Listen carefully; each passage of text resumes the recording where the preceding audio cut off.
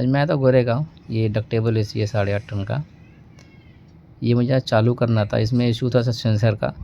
तो सेंसर तो परफेक्ट था, इसलिए सब जितना भी सेंसर था सब में कॉल सेंसर डाल दिया मैंने टेम्परेरी चालू करके चेक करने के लिए। ये 8.5 टन का इन्वर्टर एसी है।